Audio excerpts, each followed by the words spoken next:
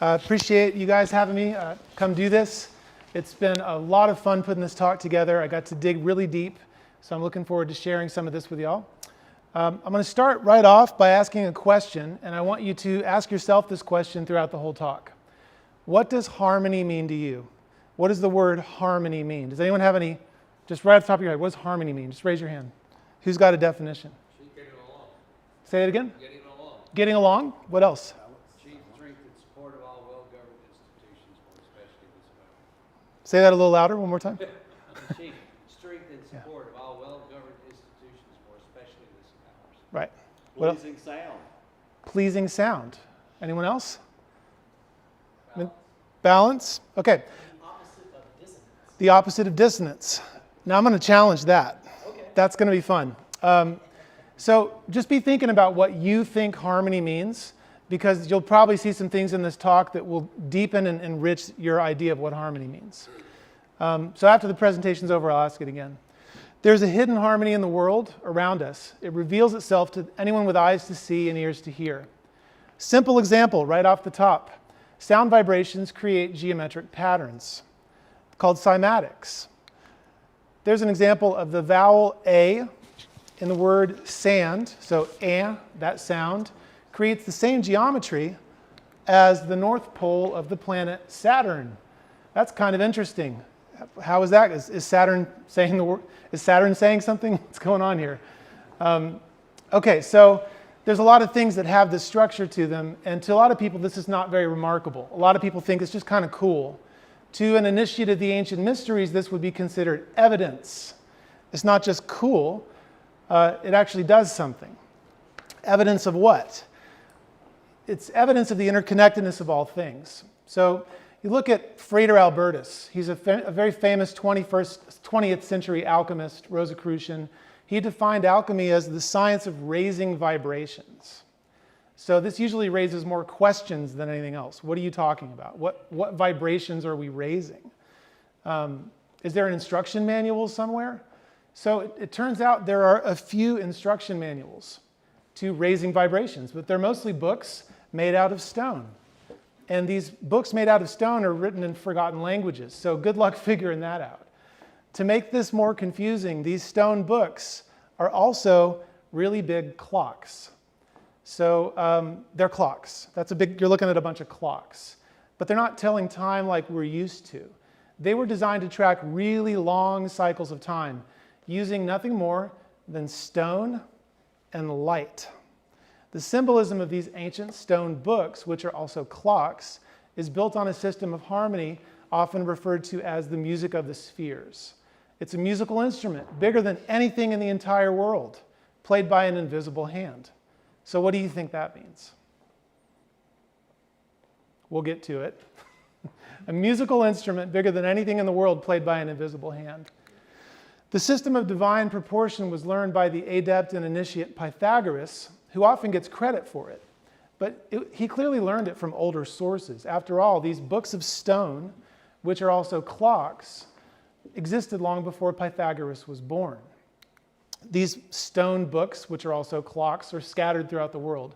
Some of them are many thousands of years old, others barely over 100. So think about what this might mean. People don't just build stuff like this by accident. What was the purpose of these mind castles? And more important than the what, I want you to think about the who. Who built these books of stone? What was their intention? Where did their lineages go? Who were these lovers of wisdom, the philosophers, who raised the stones to make temples, and who raised their tones, or as Frater Albertus would say, vibrations of their own consciousness in the temples of their bodies? Who were they? What were they doing? Did they leave anything behind for us to discover? Is there a Cracker Jacks box prize, some kind of secret decoder ring that can allow us to understand what they're saying in these stone books? And if the secret decoder ring were ever lost, like a word that was forgotten, would it be possible to rediscover what was lost by using the light of reason to read the book of nature? That would be pretty cool, wouldn't it? Let's investigate. Who knows who this is? Buckminster Fuller. Buckminster Fuller, hailed as one of the greatest minds of our time, 20th century futurist, philosopher of structure, the inventor of the geodesic dome. He popularized a word which is now very overused in corporate lingo, which is synergy. He described it as the behavior of whole systems, unpredicted by the separately observed behaviors of any of the system's separate parts. So, to kind of put that in layman's terms, synergy is the study of whole systems where the whole is greater than the sum of its parts. So let's take a look at a very familiar whole system, the 7 liberal arts and sciences, which should be very familiar to us for obvious reasons. But how closely have you looked into it? So these studies lay at the foundation of the Renaissance and the Enlightenment. They're broken into 2 groups. The first group is the trivium, grammar, logic, and rhetoric. And it helps to look at them in a particular sequence. This is the foundation for research, analysis, evidence gathering, publication. It's really the foundation of education itself. So let's look at grammar. It's more than just subject-object agreement. Grammar is a stand-in for a much bigger idea. This is the collection of verifiable facts and evidence and the structure of the language that we use to describe those facts. So with grammar, we learn how to listen, how to study, how to inspect. It's really how we collect data and assign words to the data. It's the foundation of knowledge. It's the inputs, it's the water and the sunlight, and it's the fertilizer in your garden. So then the next step is removing contradiction, thinking clearly. That's logic. Logic is, you could think of it as the math behind thought. It's the method and the process of reliable, clear thinking. And it only works in the absence of predetermined outcomes. So in other words, it's not logic if you're just analyzing a foregone conclusion. Logic takes the available facts, which must be disprovable, and applies a process to test them, to try them, to discover what is true and what is false. This is super important. We're going to come back to it shortly. So logic is clean mental processing. And then we have rhetoric.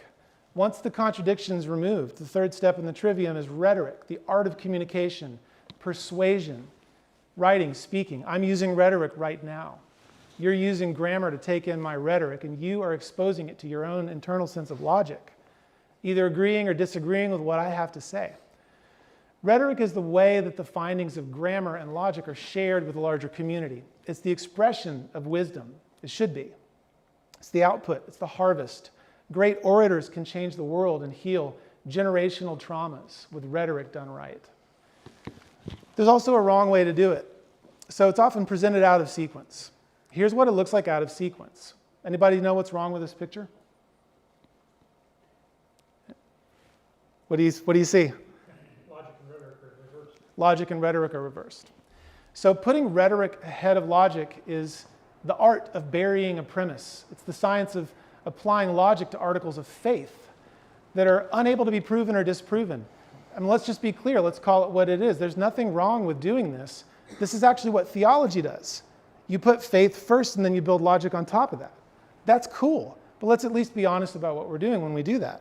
It's the same thing as science. That's an important distinction. When you do it with bad intentions, then you're like these guys. So, the king from Hamilton, you got Jeffrey from Game of Thrones, and then our favorite guy up there on the right, Pope Clement V. Deceptively switching this around is a preferred method of control for dictators and kings and authoritarians. That's how they stay in power. So do it at the right order, and you can think for yourself and arrive at your own conclusions based on real data. Dangerous, right? That's kind of scary. Anyone who's conducted serious academic research will recognize this. It's very simple. So here's the good guys. They put logic before rhetoric. I just put Chuck Norris in there because, why not?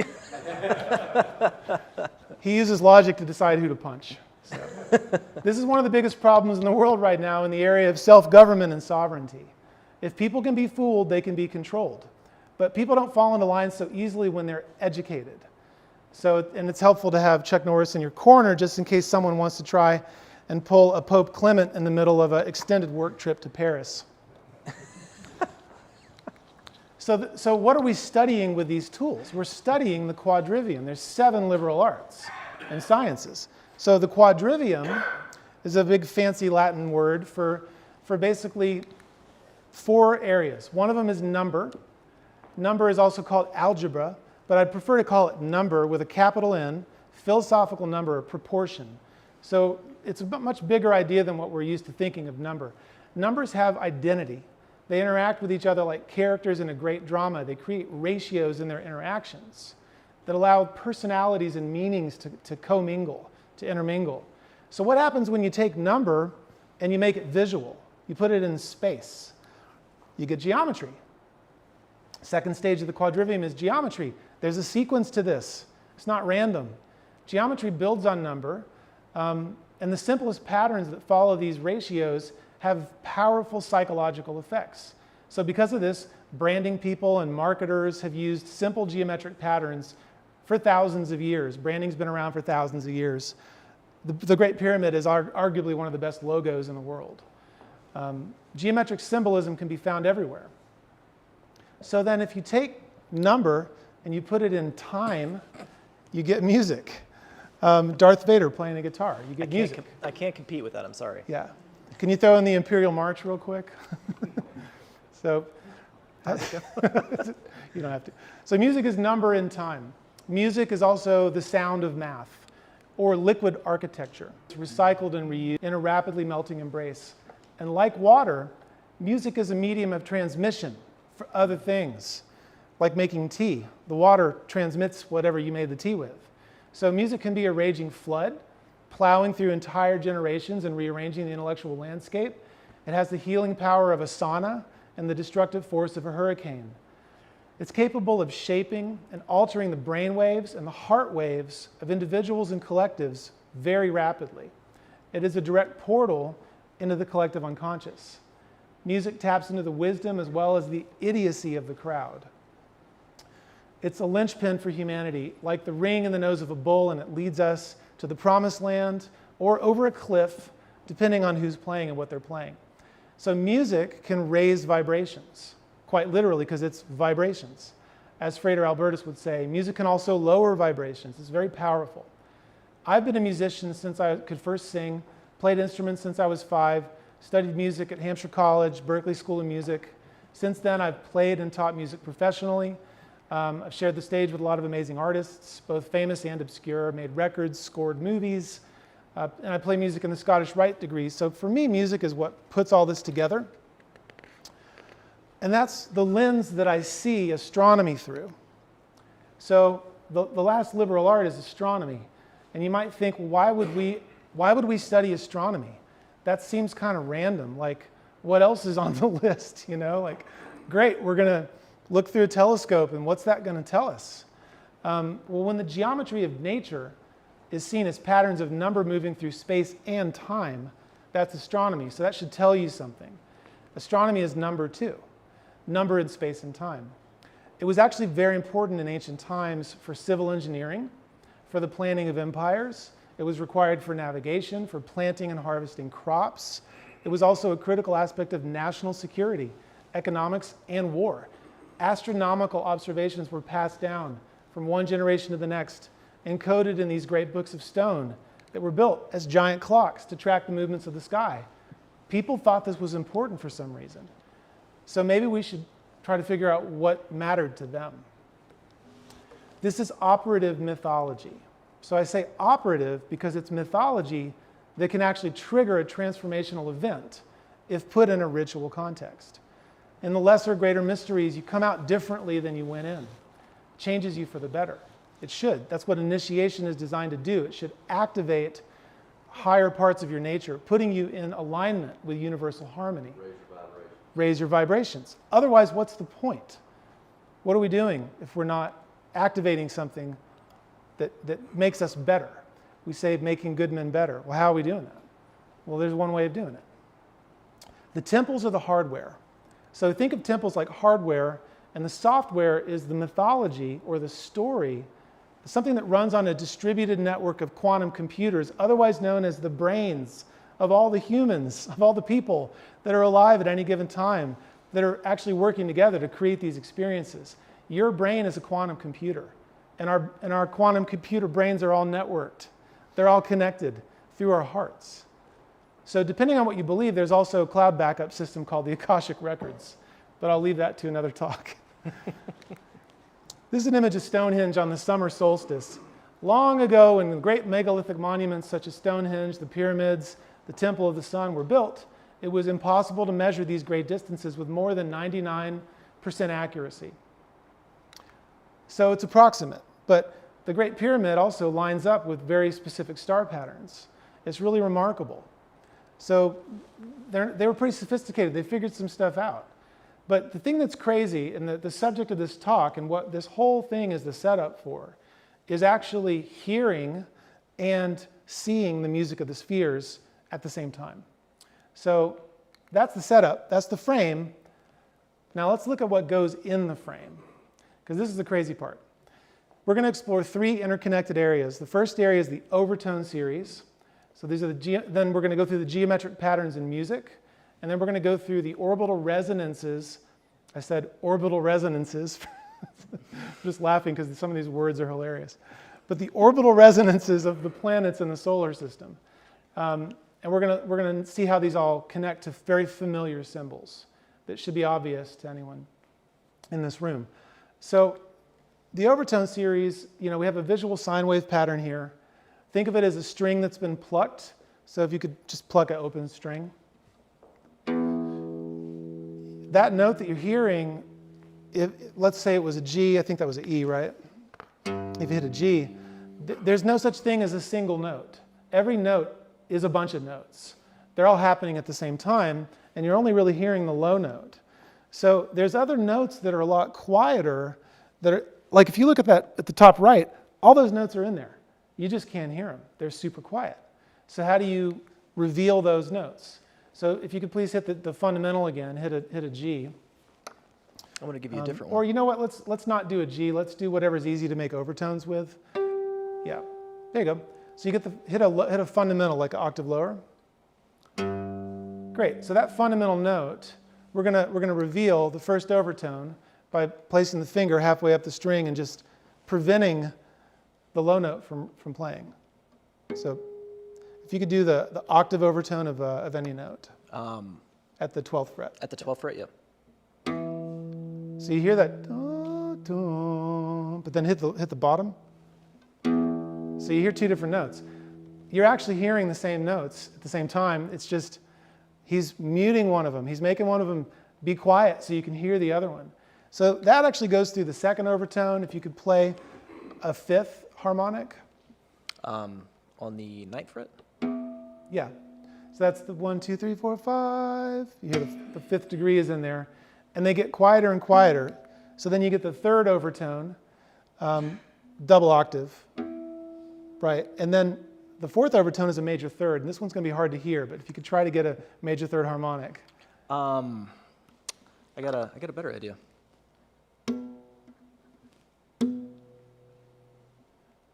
That's the 5. Oh wait, we're in E. Yeah. Sorry. Let's see. There it is.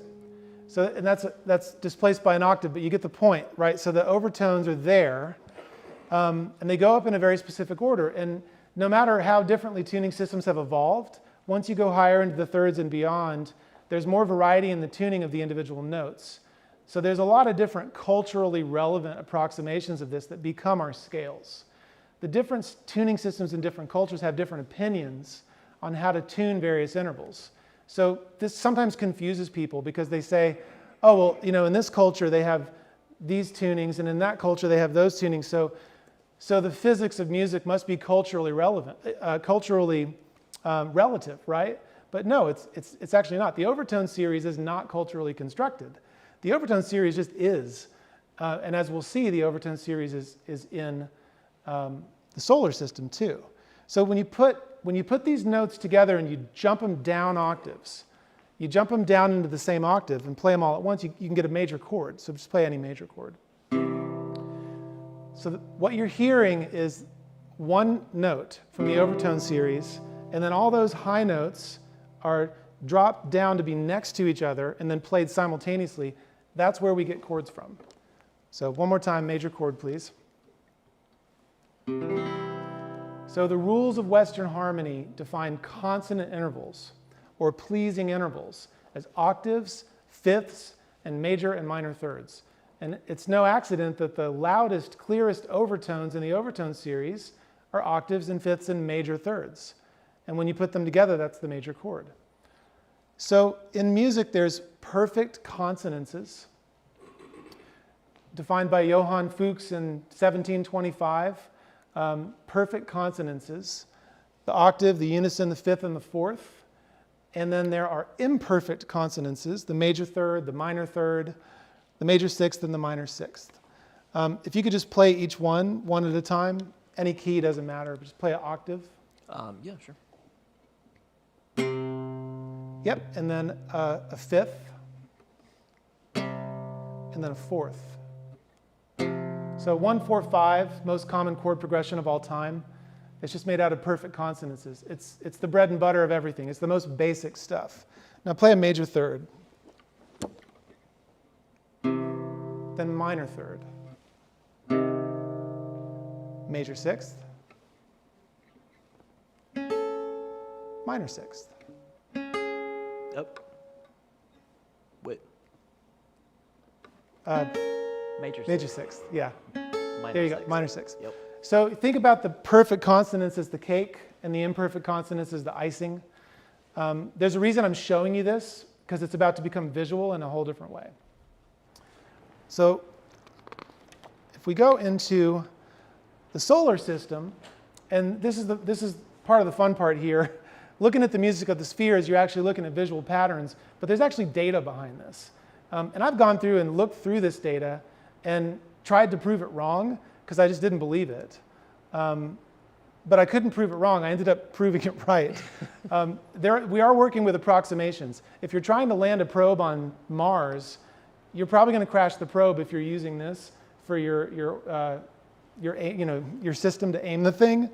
But if you're looking for philosophical meaning in the patterns in the sky, you're going to find it here. It's really interesting. So every celestial object has a different orbit, whether it's a moon, a planet, or something else. So this chart has a lot of the orbits on it. Orbital resonance is what happens when the orbits of different celestial bodies create a fixed ratio. So you got 2 to 1 or 3 to 2. This is explained by the laws of planetary motion, Bode's law, and the equations that govern what's called Lagrangian points, which best left for a physicist to explain. So you can go down the rabbit hole on that. But what I want you to think about is that these different planetary bodies, they're floating around in the solar system. They're locked into stable patterns for millions and millions of years. And those stable patterns are what you just heard Ryan play on the guitar. It's funny that sometimes the resonance can even cause them to be ejected from their orbits and kicked out of the solar system, like when you're jumping on a trampoline and you bounce your friends so high they fall off the trampoline. So locking things into resonance can actually create really interesting patterns that kick them out. Again, I thought this was ridiculous when I first heard it. I was like, okay, that sounds cute, but there's no way this is real. So I tried to disprove it, and this presentation came out of me trying to disprove it. The orbits of Pluto and Neptune create a musical fifth. So when you do the math, this comes out to like 99% accuracy. There's some other factors that bring this up to 100% if you take into account the standing wave patterns plotted out by the Lagrangian points. That gets a little more complicated than I want to get into here, but I just want you to know there's a lot behind this. And if there's any physicists in the room, I welcome you to explain or challenge me on it, because it's fascinating, but I'm not a physicist. I'm looking for philosophical meaning. So if you go into cymatics for a minute and you look at all these diagrams, there's a visual correlation. It looks a lot like the Lagrangian points in the solar system. They create nodes that are millions of miles away from each other. Exact orbital periods have a margin of error that's made up for by these nodes that are out millions of miles away. It's kind of like a giant musical instrument being played by an invisible hand. If you go back to Pluto now, this ratio is also the second overtone in the overtone series. So when we were talking about the overtone series, now we're seeing the overtone series express itself in the solar system. That's the music of the spheres. Can you play Smells Like Teen Spirit real quick? That fifth is happening.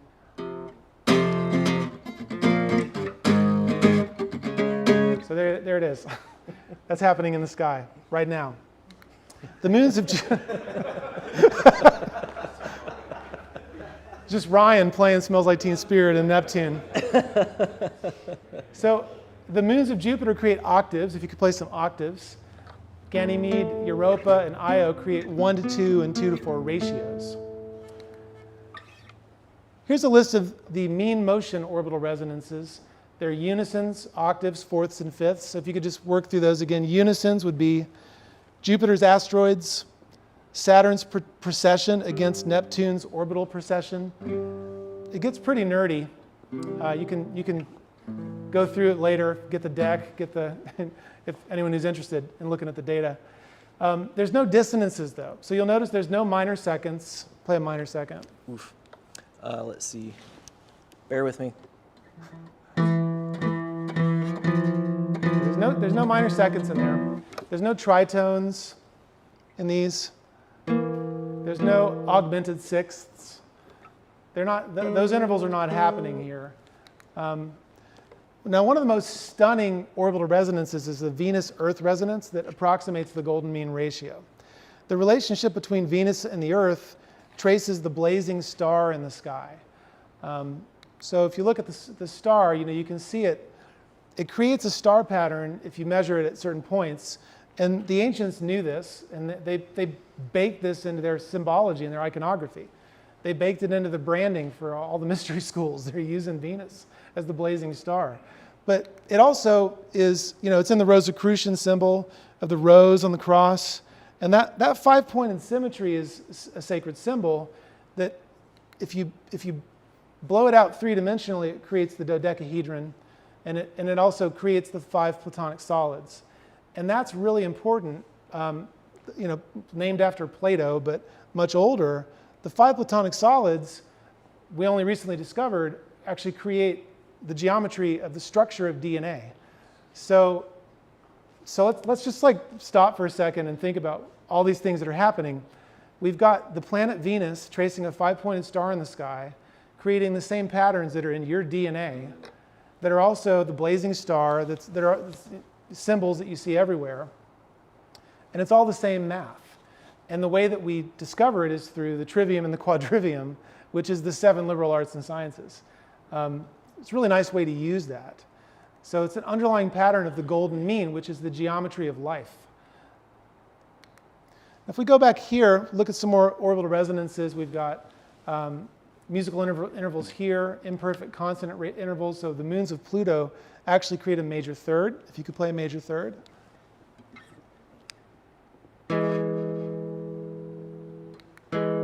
Yeah. We also have rhythmic ratios. So the common ratios used in rhythm, Mars and Venus actually play triplets against each other, 1-to-3 ratio. So there's 3 orbits of Venus for each orbit of Mars, roughly. So Mars is outnumbered by Venus, so you better watch out. Now this is a fun one. Anybody recognize the familiar symbol at the upper right? So the 3-4-5 triangle, the philosophical significance of the Earth, Moon, and Sun relationship is demonstrated with the concept of squaring the circle through the use of the ratio 22/7. And this ratio is core to the geometry of the Great Pyramid. The diameters of the Earth and the Moon, put side by side, stacked on top of each other, reveal a perfect 3-4-5 triangle on either side. And you can drop the Great Pyramid right in the middle of it, and it all fits together like puzzle pieces. So how'd they do that? Back when they thought the world was flat. It's kind of weird, isn't it? It's interesting. And Leonardo da Vinci based this drawing on that geometry, the Vitruvian Man. So the Great Pyramid demonstrates the connection between the human form and the measurements and diameters of circumferences of the Earth and the Moon. Yet we're supposed to believe that the people who built this monument thought the world was flat. So you be the judge. So there's something that I want to point out too. That also, you see that symbol emerges. The circle and the square. The compass makes circles. The square makes squares. At some point, this is so simple, it's kind of obvious. But it's all there. If you look at notes and colors, think about octaves for a minute. Can you play a low E? then go up an octave. So if you look at notes and colors and you think about, even though it's different spectra, light is not the same as sound. Obviously, it's different stuff. But if you were to correlate them to each other, creative people have always done things like this and drive scientists crazy, but it's fun. And creative people invented science, so we might as well have some fun with it. You can see higher octaves of sound vibrations and just imagine that they could be colors. You could see them on the same spectrum. Now, I know it's not literally, don't take me literally on this part, but I'm going to use octaves as a way of looking at different meanings of numbers in a second. So if we go to the unison here, Saturn's orbit is approximately the same as the circumference of Mars's orbit. So again, the radius of Saturn's orbit is about the same as the circumference of Mars's orbit. And then the circumference of Saturn's orbit is about the same as the mean diameter of Neptune's orbit. So we get into some of the details here, and I'm going to go through this section a little bit faster because I don't want you to get caught in a lot of reading. I just want you to see that there's a lot to investigate, and I'll just kind of burn through it. And then anybody who wants this later, just ask me and I'll give it to you, and you can study it. This is almost like an appendix, but I want you to see in the octave, Venus and Mercury have a correlation. 1 day on Mercury to 1 year on Mercury because of the way it moves around the sun. If you hit the fifth, then you get all kinds of detail on the fifth. Saturn's orbit in years. There's a very long and complicated breakdown that I'm going to not do right now, but you can just know Saturn's orbit in years has a tie into the moon, which is pretty fascinating. 1 year of Saturn is 365 lunar phase cycles. That's pretty interesting. This goes on and on and on and on. Saturn's year is 10,759 Earth days. So you do the math and it's 364, which is about 1 Earth year. It's just crazy correlations to 0.998% of accuracy.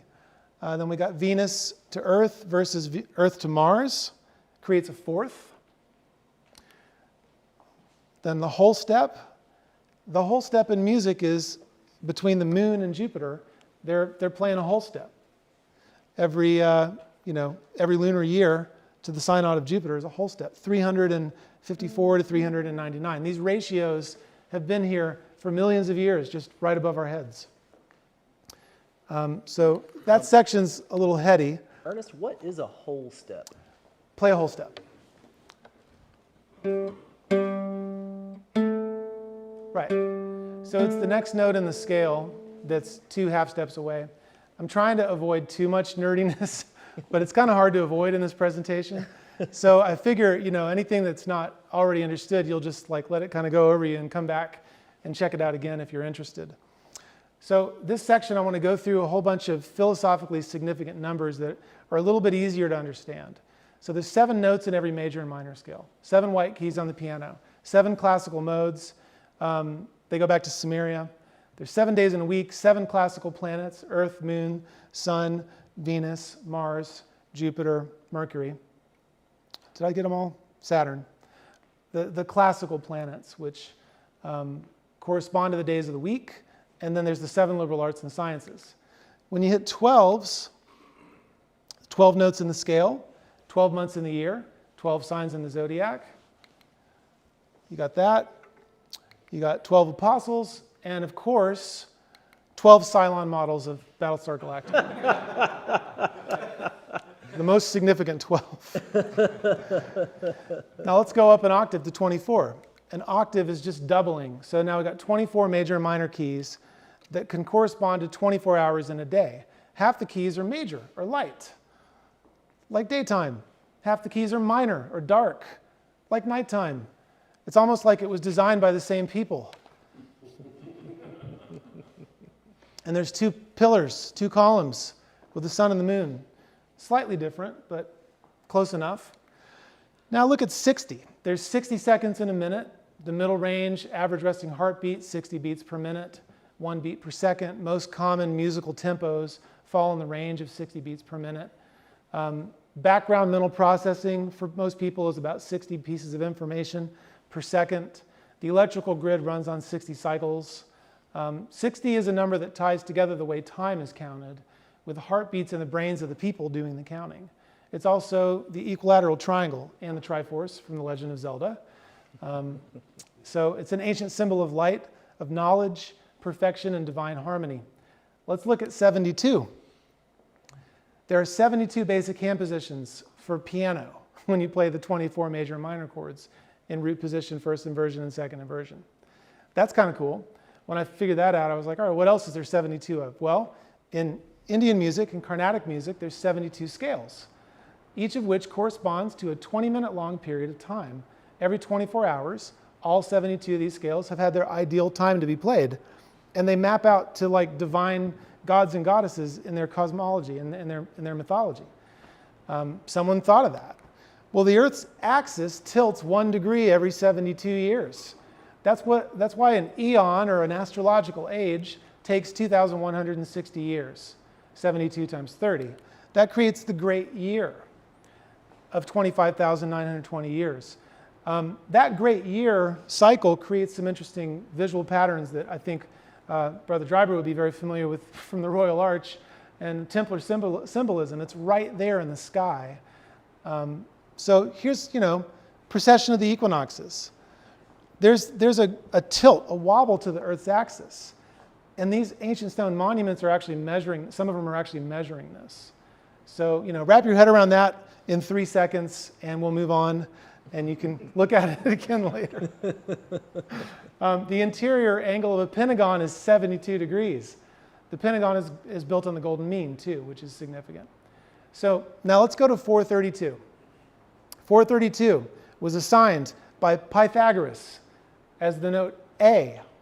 Okay, so Pythagoras, he's our guy, right? He was like, you want to play music? Cool. A, 432. Great.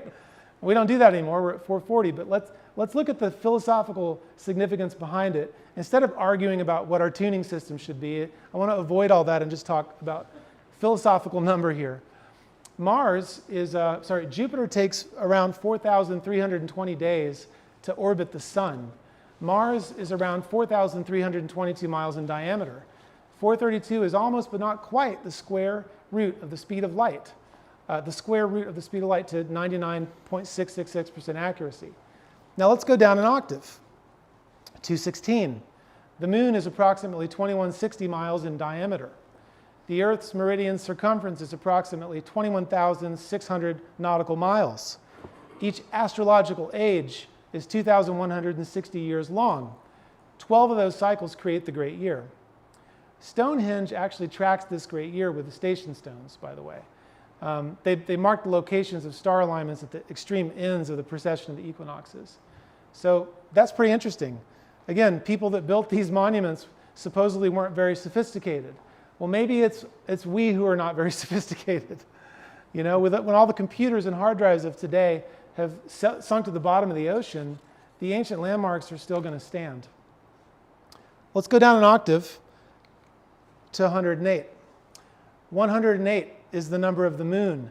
The radius of the moon is 1,080 miles.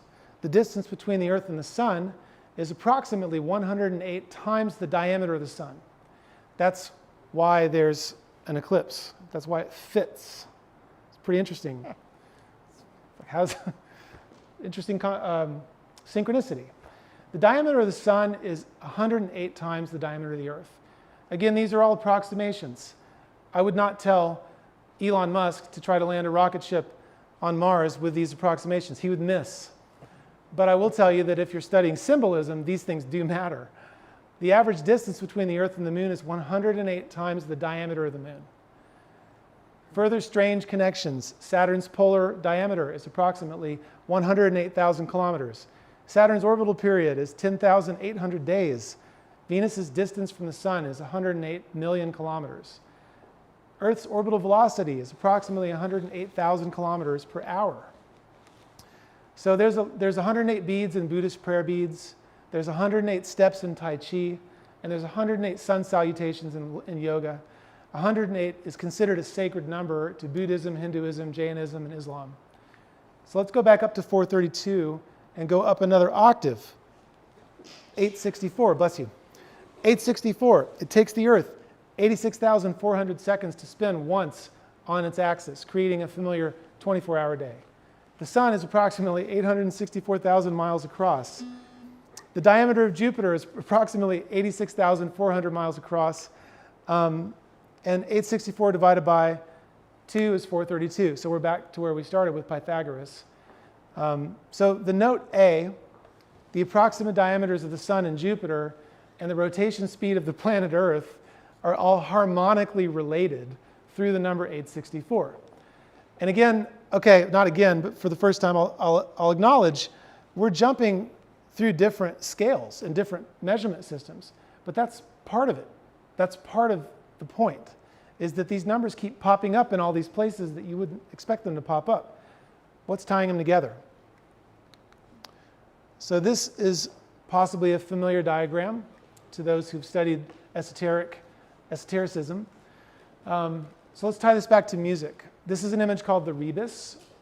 Rebus is Latin for res bina, or double matter. It is a representation of the end product of the magnum opus, or the great work of alchemy, a symbol of balance between the spiritual and material aspects of an individual's soul. It was created by Basil Valentine 100 years before the establishment of the Grand Lodge of England, which we're supposed to believe was the beginning of Freemasonry in 1717. Yet the symbol contains within it the compass and square, the lesser lights, 7 classical planets, and a circle with a square and a triangle in it. So let's see where else these ideas pop up. Has anyone ever taken a music lesson? Raise your hand. Anyone know what that is? Circle of fifths. Scare the crap out of every student. Start pulling out the circle of fifths. So let's make it interesting. Like the ancient books of stone that I talked about at the beginning, the circle of fifths is also a clock. It's got 12 faces. It tells musical time. And an interesting thing happens when you start connecting the dots. So you get scales, you get geometric patterns. So Ryan, if you could please play a major chord, 1, 3, 5. You could add a 7. A 7? Yeah, 1, 3, 5, 7. So on the left, if you connect those notes, you get that pattern.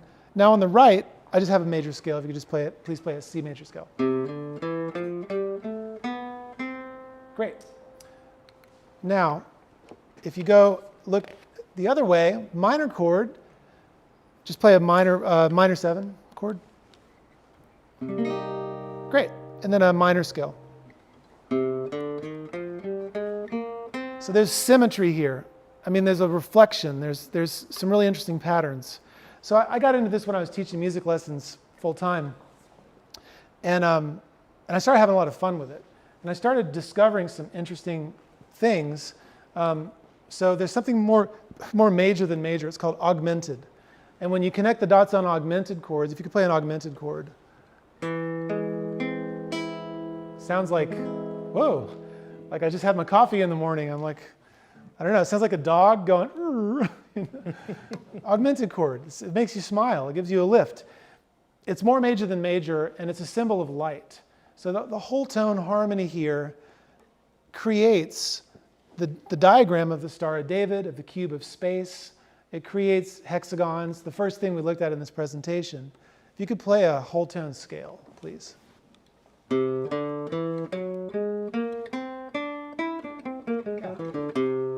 So it's so far more major than major that it almost feels like you're floating off into space. So it's a symbol of heaven. It's a symbol of light, whole tone harmony. And that's what the compass is really the tool for, which is, this is usually a 60-degree angle. In this image, it's 90 degrees, so pay no attention to that. But light is symbolic of heaven, pater, father, the root word for pattern, held by the hand of God, the geometer, the great architect of the universe. So augmented sounds like a question mark. Now let's look at diminished. Could you play a diminished? More minor than minor. It sounds like something's wrong, like something broke, someone's hurting. But it doesn't have to be negative. Diminished can be the beauty of darkness that's not evil. It's just dark. Diminished chords create squares. If you map them out on the clock of fifths, the circle of fifths. So we've got triangles and squares coming out of music theory that directly correlate to the symbolism of light and dark, heaven and earth, and all the things that go with that. So you put those together, you just put them on top of each other, and you have the symbol that's in the rebus right there. It's just sitting there waiting for you to find it. You put them together, and you get the same thing. So now in music, we have a thing called the treble clef. The treble clef is also called the G clef. The reason the treble clef is called the G clef is because you draw a little half circle around the note G, and then you go up, and then you do a little loop-de-loo. So if you put the G clef in the middle of that diagram, you end up with a familiar diagram. I just thought that was really cool when I discovered it. It's like, oops. But it gets more interesting because remember Venus and the blazing star. If you take the clock of fifths and you put in the minor seconds, which is like second hand on a clock, then you connect the same instance of every note repeating itself 5 times, get a 5-pointed star. I learned this from my teacher, Yusef Latif, who got it from John Coltrane. That diagram was written by John Coltrane, and then Reggie Wooten explained it to me and actually made it make sense. So there's some pretty wild correlations in here. I made a cleaner version of it. You got the symbol for the golden mean right in the middle of it, and it's connected to all the symbols that we've already looked at. So let's take another look at the overtone series. We got the octave, the fifth, the double octave, the major third. That creates the major triad. If you could just play another major triad, please. Thanks. So that's light. That's the natural world. And then the minor triad, just drop the third a half step. Lowering the third creates dissonance against nature. The reason is because that minor third you're hearing is fighting against the overtone series of the root note. They're sitting side by side and they're not saying the same thing. And it creates dissonance, but it's very subtle dissonance because most people can't hear that third in the overtone series that it's rubbing against. That's creating that dark sound. So the interplay between light and dark, it's at the foundation of Western music theory. But in music theory, we have this concept that I think you're all going to like a lot. It's a really interesting concept. We call it raising the third. Minor scales have 7 notes in the scale. And when you build a chord off the 5th degree of an A minor scale, if you could please play an E minor chord. An E minor chord? E minor chord. Play A minor, then E minor. Yep, and then E minor. And we could just sit there and chill and everything's cool. I don't have to go back to A minor. I can just hang out on E minor. I don't have any direction. I'm just kind of floating around. Now play an A minor again. And then play an E major chord. E major or E7? Major.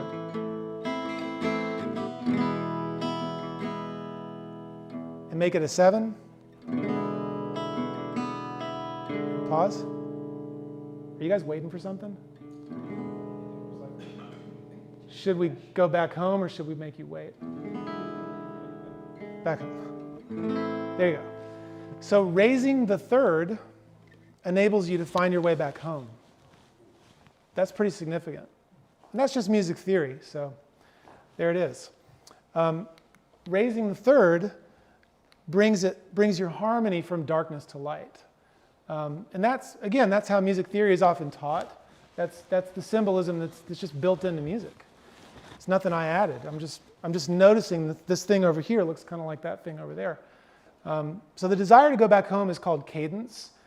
And, darkness is not always bad. You need characters in every drama to be dark. That's what makes things interesting. Like Voldemort. You're not supposed to say his name. He's so dark and evil, but he's really just like this sad guy that got hurt and like is hurting other people. Poor dude. Like he needs to go to therapy. So we've got nature and we've got things that are not nature. Consonance is just conformity with nature. And this basic dualism is the human condition.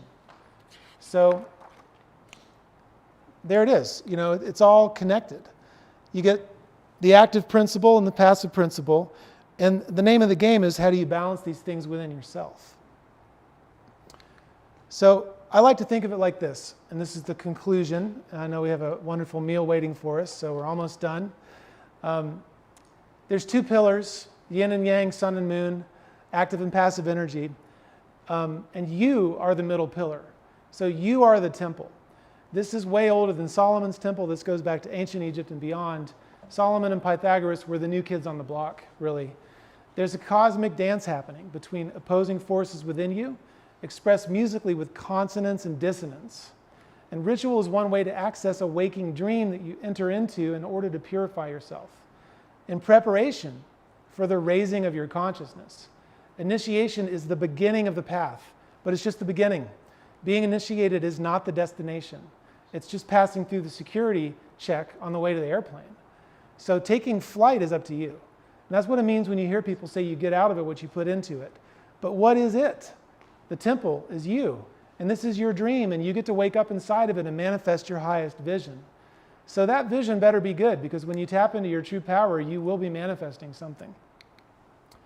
This also means that the rebus is a reflection of the ideal future state of you after you've found balance and integrated the different parts of yourself that have to work in harmony in order to activate your full potential. So what are we really raising when we engage in the science of raising vibrations? And why do all these nerdy diagrams matter? What is harmony a stand-in for? Or is harmony what this is really all about? Is there something else? As Carl Sagan famously said, the cosmos is within us. We are made of star stuff. We are a way for the universe to know itself. So I take this to mean that we have a very clear purpose. We have a mission, summed up in the phrase, know thyself. Does anybody know where that chair is from? House of the Temple. House of the Temple. Best chair in the building. It's a way for we are a way for the universe to know itself. So we need to understand that if we are part of a larger thing, a larger synergy, or a larger divine intelligence, knowing ourselves is knowing what we're part of. But it's dangerous to do it alone. When you can see the fingerprints of divine design everywhere around you, you can come to realize that you're never truly alone. You're always connected to something greater than yourself. And you start to understand a bigger picture. So let's recap. Let's take a step back and review again the key points. A half step or a whole step back? No comment. Adjust intonation, whole step. Both literally and figuratively, music is a reflection of the solar system and of the collective unconscious of the culture that creates it. The resonance patterns of the overtone series are also frozen into the musical geometry of ancient stone temples and monuments. These structures were built to follow the movements of the heavenly bodies. They're stone clocks whose gears are turned by the rotation of the earth itself, whose hands are made of light. These ancient stone clocks were designed to attune people to the cycles of nature and raise our vibrations through different kinds of rituals and rites. The celestial patterns form tracing boards in the sky that serve as evidence of the interconnectedness of all things. This is collectively remembered through myths and allegories which are backed up in the cloud of the superconscious mind of humanity.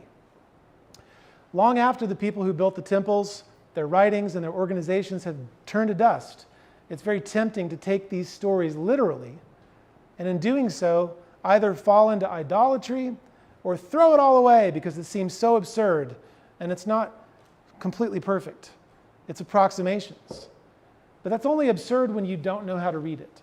So instead of worshiping or discarding the information, we should be investigating it. Learn the language. Decode the symbols for yourself. Our shared mythological hard drive used to store important data about who we are, where we come from, and where we are going inside of coded allegory has some bad blocks. It's got some data corruption in it. And we've inherited a lot of ruins, but it's up to us to decode everything and put the pieces back together and recover what we can.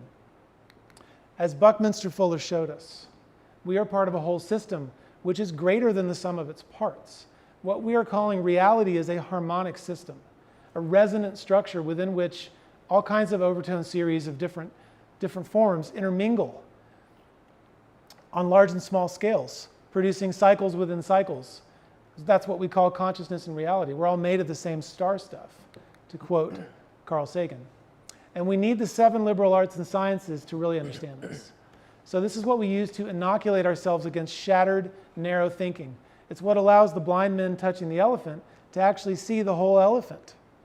If you were to take a chainsaw and cut the elephant into separate pieces, it would no longer be a whole greater than the sum of its parts.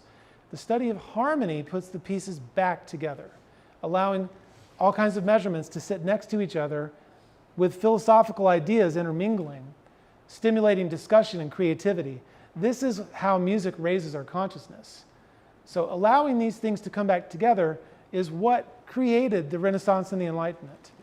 The people that created that were having conversations like this, and they were debating the ideas, they were coming up with theories, they were stimulating discussion, and they were leading the world at one point. This is the kind of effect that music also has on our consciousness. In order to see through the clutter, we need the trivium and the quadrivium in our 5 senses. It's always been the dream throughout history to create harmony for all of humanity. But harmony can't be forced. Cast ye not pearls before swine, it said. So what should we do? We should start by not being swine ourselves. And how do we do this? We improve ourselves. How? Well, one way is by studying a system of morality, veiled in allegory and illustrated by symbols. That might do the trick. It's a system because it has a framework and a set of rules. There is a progressive nature to the way the information is learned by degree. It's focused on morality because, to quote Spider-Man, the great philosopher, with great power comes great responsibility. And the power of harmony is the power of focusing and directing consciousness, the greatest tool for healing and also the most dangerous weapon on the planet. This power must be respected, never abused. Anyone who truly understands it should come from a place of purity and integrity of character, aligned with solid core principles that cannot be swayed by shifting political or religious or cultural winds. The weather changes all the time, but the cornerstone of character must be unshakable. Otherwise, there's nothing to stand on when you're trying to be just and upright. It's veiled in allegory because allegory is how the information has survived, encoded, hidden in plain sight during long periods of total social collapse. Allegory is how fairy tales, mythology, and great literature can become safety deposit boxes for encrypted high-level information. And it's illustrated by symbols because symbols condense and focus consciousness into clarity. That's why branding is so powerful.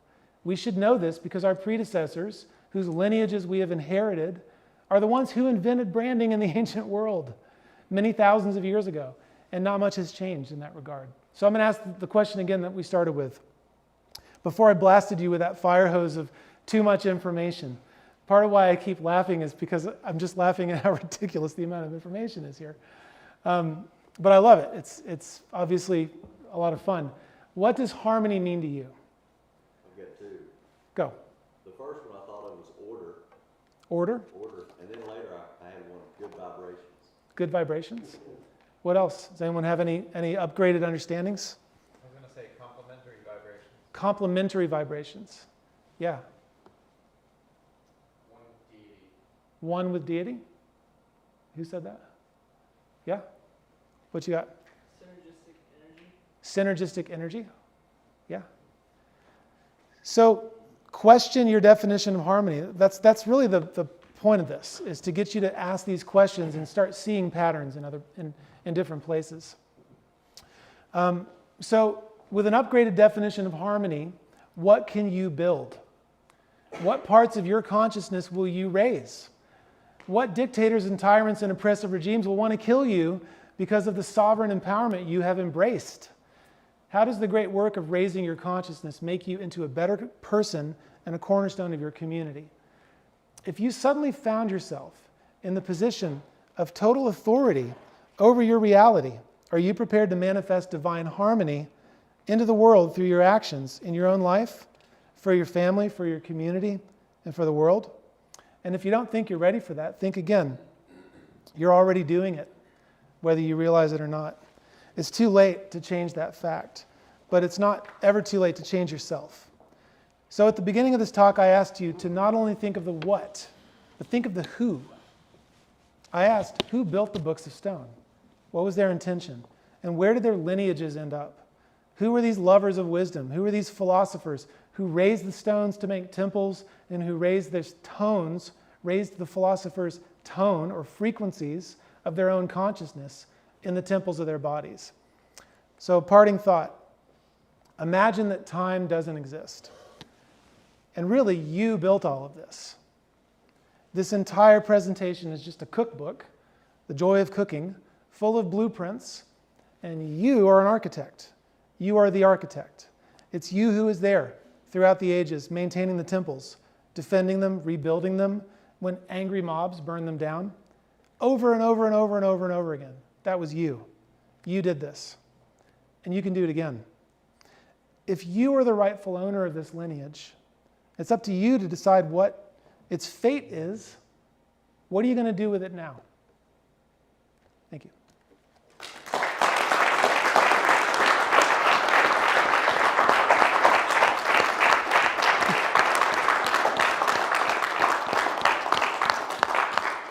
Yeah, so what we'll do is we'll do Q&A now. Now, the microphone that we're using is on your jacket. I can So repeat the question. When somebody asks a question, just repeat the question. We have a lot of people viewing on our live stream. So that's really the only point to make about Yeah. that. Do we have any comment questions from there? I'll check. I can see. Okay. Yeah. Yep. Thank you. There are, excuse me, in ancient times, there were numbers that were very significant. In ancient times, there were numbers that were very significant. I'm just going to repeat your question so they can. Had to have some sort of symbolism to them. And had to have symbolism too. For Yeah. example, the number 40. The number 40, right? It rained, the Bible says it rained 40 days and 40 nights. Raining 40 days, 40 nights. Yeah. Noah was adrift for 40 days. 40 days, Jesus Noah. was tempted for 40 days 40 days in the desert, in the right? wilderness. And then we have Alibaba and the 40 thieves. Alibaba and the 40 thieves, right? Shows up over and over again. And I think Yeah. I have read that numbered symbolism was prominent in Egyptian mythology. Yeah. I'm not familiar with the Egyptian mythology in 40, but there's so much here. Like what I just did, what I just shared with you, I think of it like barely scratching the surface. And you can just go so deep in every direction with this stuff. So yeah, I actually didn't get into 40s at all, but there's a deep well there. And whenever you see numbers repeating themselves over and over again, that's usually a signal that there's something there that someone's trying to say. So it just becomes a quest to figure it out. Yeah. 40 is the number 4. 4 is the number of the square. The square, at least in esoteric masonry, represents more of the temporal field as opposed to the spiritual. So 40 is 4 times 10. Yep. Days and 40 nights and 40 this and 40 that. If you think about those things, they're all phenomena that occur at the temporal level. I love that. I'm going to repeat that so they can hear. So Brother Tom Driver is saying 40 reduces to the number 4, because it's 4 times 10, 40, and 4 is the number of the square, which is the number of temporal reality. It's the diminished chord, the earth. So as you're saying, whenever that number is appearing in mythology, there's a tie-in to the material world or the temporal world. That's an excellent point, and I've never thought about that. It's great. I mean, you could probably go back through everything that you just mentioned and see it all connect. Brother Deems. Brother Chapman, well done. Thank you. Thanks. I really enjoyed that. I had a quick question on the 432 and 440. 432 and 440, yeah. Any commentary on that from you? Yeah, so I mean, there's controversy over the tuning system raising up to 440. I actually investigated it kind of in a nerdy way one day. I have a piano at my house, and I taught myself how to tune it because I was, having a bad year that year and couldn't afford to pay the piano tuner. So I learned how to tune it. Okay job. I've since hired piano tuners again because don't change your own oil, you know what I mean? Anyway, I tuned it down to 432 as an experiment, and it felt different. It felt really good, and I couldn't play along with anything. So the reason why we've raised it up to 440, I don't know the history on that. You might know. Someone else might know, but I don't know why we did that. So there's literally nothing mystical about it at all. It goes back to pipe organs and the history of the pipe organ in Western Europe. Every town that they went to had a different pipe organ. They were tuned anywhere from 385 to 480. And Wow. so, yeah, whenever musicians would go to a different town, they would have to tune to the pipe organ because you weren't going to tune the pipe organ. It was kind of that. So it came down to the pipe organs, yeah. Yeah, so eventually the standard started to kind of tighten up until eventually it just settled on 440. They felt like that was kind of mostly in the middle of where everything was, and several big orchestras standardized that. Yeah. And then after then, it gained widespread popularity, and now we use 440. It's important to note that 432 is almost exactly a half step down from standard 440. And there are a host of musicians who do use a half step down. Notably, and I'm sure it comes as a huge surprise, like Yngwie Malmsteen. Oh, my mom does that. Singer-songwriters always tune a half step flat and then put the capo on the first fret because it's easier for their voice, you know? Yeah, it's really a thing. I don't know. But so one thing about 440 versus 432, I want to encourage you to think about it. I'm not going to give you the answer, but I'm going to give you a frame. And the frame is literal versus symbolic. So 432, the way I like to think of it, and what's in this presentation, is looking at the symbolic nature of how that number in all of its octaves, above and below, if you double it or halve it, directly plug into all these other things you can observe. That tells you something about how things are connected that's philosophical. And then the literal, what the orchestra is tuned to, it's not always going to be the same thing. And if I wanted Elon Musk to send me to Mars and land on Mars, I'm not going to go by any of these approximations, even though they're all like 99.998% correct. I don't want to die in a spacecraft accident. So I'll go with the physicists who are going to hit the target exactly. If you look at the frame, it's a different objective. One objective is to tell you something about philosophy, meaning, your mission, your vision and values of who you are and what you're connected to. Another objective is to hit a target. So these are not the same thing, and that's okay. I struggled with this at first because I got worried that because these were approximations, that we would somehow have a problem. But then I realized the golden mean is an approximation. It's what our bodies are built on, and no human body is perfectly 1.61803398887 blah, blah, blah, because it's an infinite number. You can never hit it. And when I realized that, I realized, well, that's kind of what this is all about. You're never going to hit perfection. You can chase perfection. So we're on this journey, and we're never going to get there. And that's okay. That's the frame I like to see that in. I hope that makes sense to you. Any other questions before we go eat? Yes, Renato. I guess I'm trying to understand how we can use the knowledge of harmony on a daily basis. For example, sometimes you're anxious, sometimes you're afraid. How can you use that knowledge to navigate our own harmony? So Any idea of practices? what is a practical way of using the knowledge of harmony as I'm presenting it in our daily life? For me, I just love studying it. And it introduces me to new ideas that I wouldn't have had. It starts conversations. It causes me to sort of marvel at the wonder. If I'm it's about state control.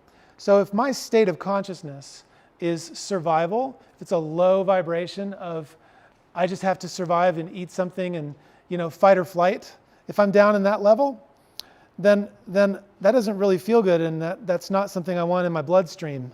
That's not good for my health, for my longevity. If I can raise my consciousness up to a level of having those fundamentals taken care of and then sort of putting my mind and my heart and my spirit and my hands on higher studies, then I'm always going to be able to kind of get into a flow state. A flow state is like where you're not really, it's like riding a bicycle. Do you think about riding a bicycle? No. So if you're not thinking, then you're connected to something internally through your own consciousness that feels like it's bigger than you. Man, that feels good. I want to feel good. This feels good. If I feel good, I show up in a different way. If I show up with positive energy.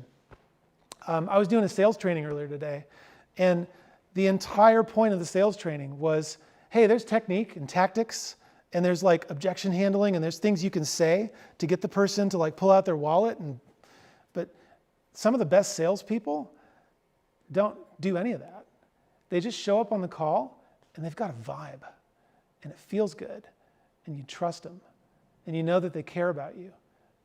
Or it's like, if it's like the Xfinity sales guy that's calling you that hates his job, that wants to like quit and has nothing in his voice that tells you that he cares about getting out of bed in the morning. You know, that's not as, which one do you want to be? So, you know, if this lights you up, then go for it. And if not, then okay. But I think I understand your question. It's like, how do you apply this in everyday life? How do you activate your sense of childlike wonder and curiosity? Well, for me, it's realizing that the musical patterns that we play in music every day are in the solar system. Wait a second, that's too crazy. That's too crazy. I've got to understand that. I've got to disprove it. And I'm having fun. Does that help? So I like sharing that with you because it's like, this could be fun. It's also completely crazy. Like, what? You're just making this up. All right, I'll give you the deck and you can try to prove it wrong. So, yeah. Sweet. Hey, another round of applause for Ernest and Ryan. Thank you. Super cool. All right. That was cool. Yeah, and also a huge thank you to everybody online for joining us. Well, Ernest, I need you to come back up here because we do have something we want to present to you. Oh, no. Okay. Yeah, thank you everybody online for joining us. We're much appreciated. So there's a lot of Scottish Rite Masons in this room, Ernest being one of them, and the Knights of St. Andrew